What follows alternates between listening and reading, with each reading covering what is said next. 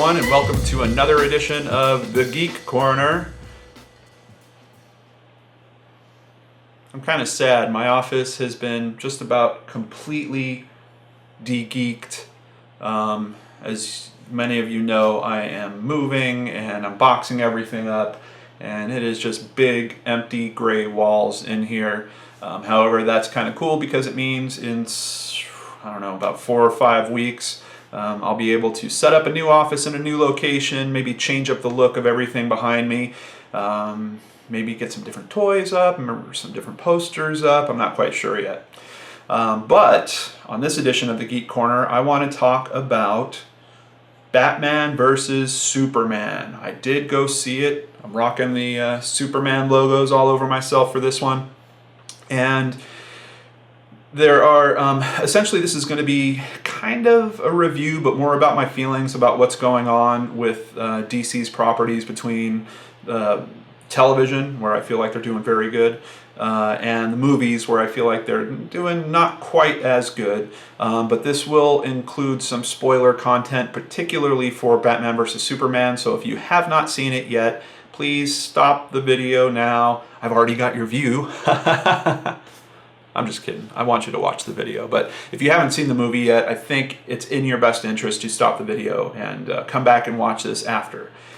So with all that being said, let's get into it. Now, as you can see, I am a bit of a Superman fan.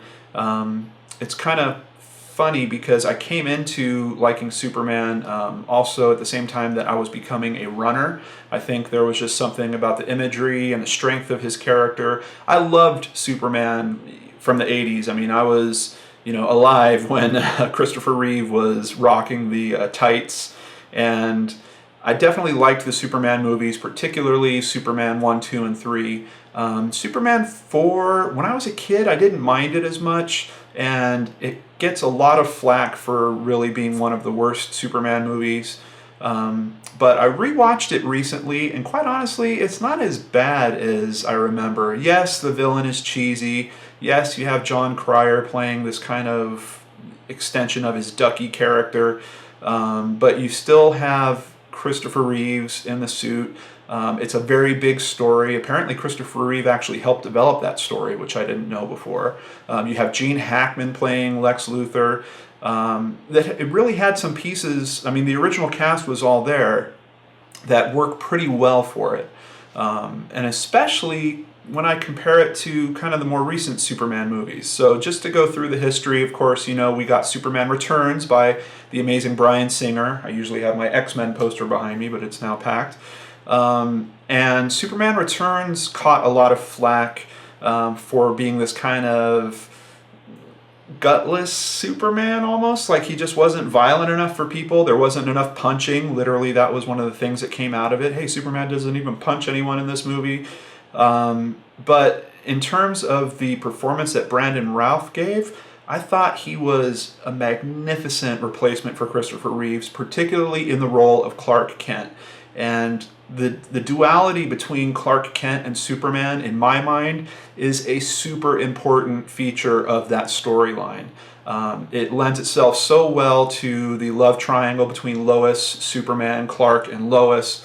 It also really, who out there of us living among the mortal, normal men don't struggle with some type of duality with our own personalities, like, for example, who we are around our parents versus who we are when our parents aren't around, and things like that. So that element is really, really, really important to me, and I think brings a lot of humanity to the character of Superman. That being said, Brandon Routh, not the most aggressive Superman, but I thought he looked pretty good in the suit. But once again, I just have to call out stellar Clark Kent. And it's really, really good to see him on Legends of Tomorrow now, where he's playing the Atom. But the thing that just nags at me is I keep looking at him and I go, God, man, I wish he were still Superman. So that brings us to Man of Steel. Now, I think I did a Geek and Dorks review on Man of Steel. I know I've at least ranted about it in some videos before, but the short of it is I did not enjoy Man of Steel a whole lot. I, to this day, have literally watched it once. And that is never a good sign for a film for me. Even though I bought it and own it on Blu-ray and have owned it since it came out on Blu-ray, I was never inclined to watch it again. It is a jumbled film. It is edited out of order and not done in a way that's clever like Quentin Tarantino can do, or the best movie for being edited out of order, Memento, where it really ties into the story. It's just a hodgepodge of scenes. Russell Crowe, I thought, was pretty cool in it, but I don't know why we had this whole pre-story that was really focused on, a bit too focused on Russell Crowe. And then as you get into the Superman character, that duality that I was talking about between Clark and Superman is very light in Man of Steel. Of course, and then where all the big criticism came was at the ending, where it went too far violent, where, maybe Brandon Routh wasn't violent enough. In this one, Superman definitely threw a lot of punches, took down a lot of buildings, and apparently thousands and thousands of people were killed in the aftermath. So that brings us to Batman versus Superman, and I have to say I definitely enjoyed this movie more than Man of Steel. I think that the odds of me watching this movie again are significantly higher than Man of Steel. First of all, it wasn't shot in that kind of out of order, or edited in that out of order fashion. Although I did feel like some of the scenes were somewhat unnecessary. I felt like some of the scenes did not have to be there, and they didn't go very well in terms of editing with the scenes that were happening after it. It felt a little bit jumbled in terms of editing still. However, it had a very, very strong component with the Batman universe kind of being rebooted in it. All of that worked very well for me. Ben Affleck, I think this is a great role for him. This is the second big comic book role that we've gotten this year where an actor's natural abilities seem to suit that character extremely well.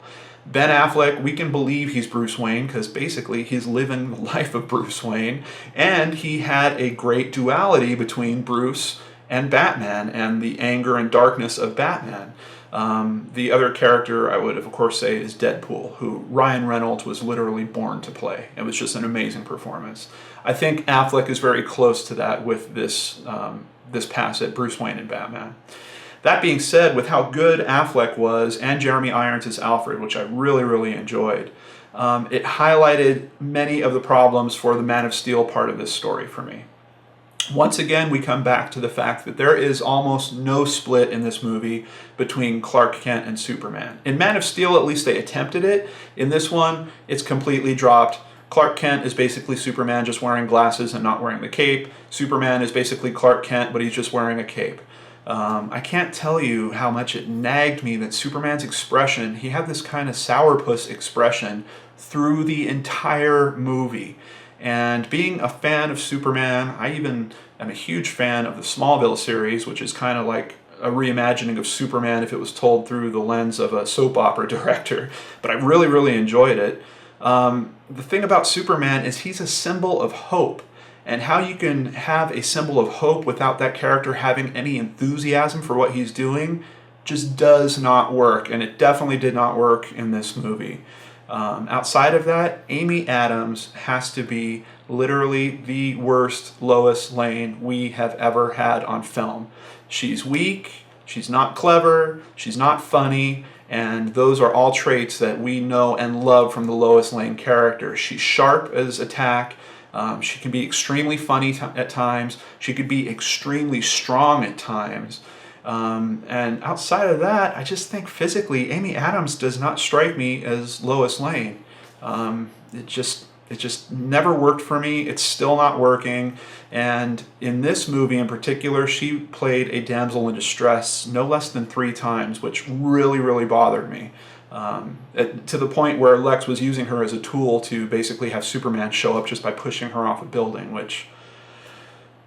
Let's talk about Lex. For as brilliant as that character is, the character in this movie does some really cheesy, foreseeable things and is acted in a way that I really don't get. I have a feeling that Eisenberg was acting more like what he thought the Joker would be, or even the Riddler. I mean, think about this if you've seen the movie. Imagine him playing the Riddler.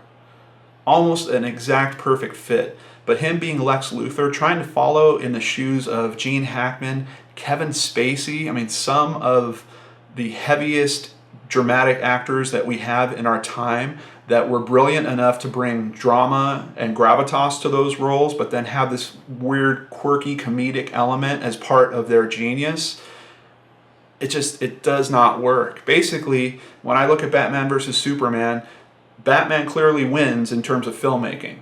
This is a universe that we would love to go back to. I'm really happy that we're going to see Batman pop up in the Suicide Squad. I can't wait for Ben Affleck to direct, so we get Zack Snyder out of there completely, a solo Batman film. I think that is going to be a huge box office phenomenon. But the Superman elements of this story, and I haven't even got into the Doomsday thing, which this video is going long and I don't want it to go too long, but for them to have shoehorned the Doomsday storyline into this movie made no sense to me. We are not in love with this version of Superman, so trying to have the Doomsday storyline where he is killed has very little to practically no dramatic impact to us, at least to me personally. We have to feel something for characters before you kill them off for that to be worthwhile.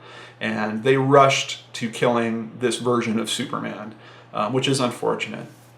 Ultimately, Batman vs. Superman feels like two movies that were shoehorned together. One of them is a pretty good movie, and the other one is a continuation of Man of Steel, but it's even weaker than Man of Steel was in many ways, and not such a strong movie. So, man, like I said, it was better than I expected. Batman was a nice upturn, but why can't they do as good as their television shows? I don't get. Why are they rebooting The Flash for the movie universe when you have a Flash that everyone pretty much universally loves in the television universe, with extremely compelling storylines, great costume design, a good actor behind it? Why aren't you bringing those worlds together? This wall that they're making between their own content doesn't make any sense, and it's yet another way that Marvel is showing them up, because they're able to integrate all this stuff and to make it work. Yes, it could be questionable at times. Yes, there's things that are somewhat debatable about it, but at least there's a debate about it. With DC's property, them trying to keep all these things walled off and not sourcing their own talent from other successful areas does not make sense to me. It makes no sense to me whatsoever. They have some of the best animated films that I've seen. I mean, they have like PG-13 rated animated films. They're really going for it in the animated department. That is good script writing. It's good voice direction, at least. And yes, admittedly, you can't take a voice director and put them in charge of a feature film.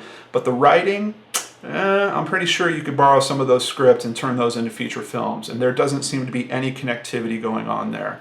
Then you've got this television universe that's being explored, well thought out, all kinds of characters are being integrated. Why don't you go to that to try to source your talent? Goyer, the main guy that's been writing all of the Dark Knight movies and the Superman movies, he came from television. So they have done this before. Why they won't do it now? I really don't know. And quite honestly, I feel like he's tired. His storylines are tired. He's retelling the same stuff over and over. And he's doing this thing that I consider including the kitchen sink, where he basically thinks of anything that a fanboy can complain about and tries to work it into his script, if it's part of one cohesive narrative or not. And that's why these movies are coming out 2.5, 3 hours long, and they feel like multiple movies instead of one cohesive thought. I truly hope they get that fixed before they attempt a Justice League movie, because if you've read any of the Justice League storylines, those are usually based on one very solid, strong, principled story arc. And to date, Zack Snyder is not showing the ability to do that. He's like a kid in a toy store, but he's grabbing toys from every different aisle. He's not thinking about keeping things in one narrative or even one universe at times. So that's it. That's my big DC rant, and that's your episode of the Geek Corner for this week. Now is where I hand it over to you. Please use the comments below. Let me know your thoughts. Are there things you loved about it, things you hated about it, things you agree with me on, things you disagree with me on? That's what the comments are for. Thank you so much for joining me on this edition of the Geek Corner. I hope you're enjoying the new show, and I hope it's a great kickoff to your week. Take care, everyone, and I'll catch you on the next show on the Geek Dorks channel.